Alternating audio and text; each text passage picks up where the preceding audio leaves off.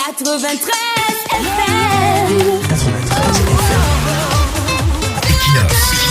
Radio. Bonjour, parlons ce matin de la situation de l'activiste André Blaise Sama.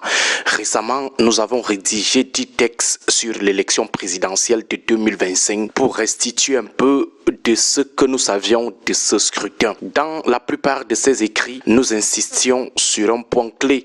Le nœud du problème de l'échec des luttes politique au Cameroun réside dans le fait que chaque fois qu'il faut se mobiliser, la majorité reste dormir chez elle et laisse une infime minorité affronter seule la répression. Pire encore, cette majorité aime voir les leaders se faire torturer et tuer pendant qu'elle est confortablement assise chez elle à les encourager sur Facebook. Nous insistions alors sur cette duplicité de la majorité.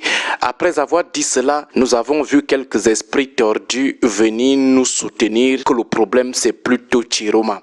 Si André Blaise Sama meurt aujourd'hui en prison comme Anissé est mort en décembre, ce sera précisément à cause de ce type de raisonnement. Voilà un peuple dont la majorité reste assise chez elle et estime que l'échec de la lutte pour le changement repose non pas sur la mobilisation insuffisante d'une population individualiste qui reste bien au chaud chez elle, mais plutôt sur un seul individu candidat à une élection. On a beau accuser le régime de Yaoundé, mais reconnaissons aussi que le peuple camerounais laisse mourir ceux qui prennent les devants. Récemment, sur un plateau de télévision, nous nous étonnions du fait que le Cameroun soit le seul pays au monde où la classe politique et le peuple du changement tout entier n'exigent aucune enquête, aucune commission d'enquête indépendante après un massacre post-électoral. C'est la première fois que nous voyons cela. Des dizaines de personnes sont tuées et on passe l'éponge dessus parce que la majorité, confortablement installée chez elle, attend qu'un leader vienne la débarrasser seule d'un régime qui la maintient dans la misère et l'oppression depuis 44 ans. Dès que cette majorité a fini de voter, c'est bon. Elle rentre dormir à la maison en attendant qu'un leader aille en prison ou meure seul dans la revendication de la victoire. On dirait qu'en cas de victoire, en cas de changement de gouvernance, le premier à sortir de la misère ou de l'oppression serait uniquement le leader candidat ou son parti politique. Nous le réitérons, on a beau accuser Biya et ses partisans, le problème au Cameroun vient aussi de la majorité qui laisse toujours la minorité ou les leaders essuyer les plaques de la répression.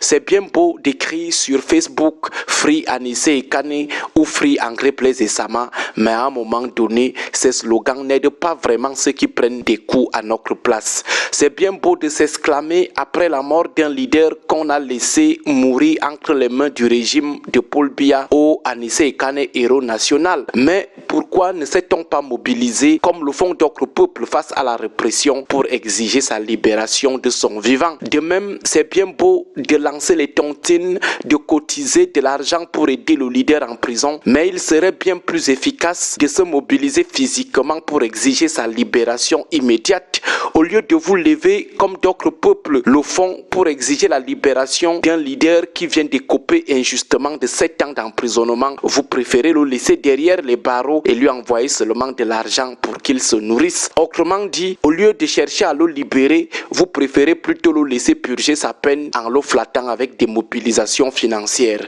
Oui, le soutien financier est salutaire, mais obtenir sa libération immédiate est bien mieux. Rien ne vaut la liberté. Nous devons vraiment revoir nos paradigmes de soutien à ceux qui prennent des coups, non pas pour améliorer les conditions de vie d'un candidat ou d'un parti politique, mais pour l'amélioration de nos propres conditions de vie à nous tous. C'est nous, la majorité, le problème. D'abord, la majorité se cache chez elle en laissant la minorité ou le leader affronter seul la tempête. Ensuite, la majorité se donne bonne conscience derrière les actions de soutien financier qui, bien que louables, sont très loin d'obtenir la libération des prisonniers politiques, contrairement à ce qui se passe ailleurs. Il faut donc le reconnaître, le problème au Cameroun, c'est que la majorité joue toujours les sages. Elle fait du bruit uniquement dans les bars et sur les réseaux sociaux. Quand elle fait trop, elle va dans les urnes. Après, elle laisse la minorité, elle laisse le candidat et son parti politique gérer seul la suite. Voilà André Blaise Sama qui meurt à petit feu sous nos yeux. Ailleurs, la majorité ne se limiterait pas à un simple free André Blaise Sama sur Facebook. Les organisations de défense des droits de l'homme, la société civile et les partis politiques se mobiliseraient déjà activement. Mais chez nous, dès qu'on pond un communiqué, souvent laconique, on estime avoir fait sa part. C'est exactement de cette manière qu'on a laissé Anissé Kane mourir à petit feu sous nos yeux pour venir ensuite l'appeler héros national sur les plateaux de télévision et sur Facebook. Est-ce cela qui allait le réveiller? Pendant des semaines, le régime l'a privé de l'appareil qui lui permettait de mieux respirer. Qu'avons-nous fait pendant ce temps en termes de mobilisation? Et une fois qu'il est mort, qu'avons-nous fait? Absolument rien. Alors que si cela s'était produit ailleurs, nous aurions assisté à des mobilisations d'une envergure historique. Beaucoup de courage à André Blaise Sama et à sa famille. Bonne journée à tous. 93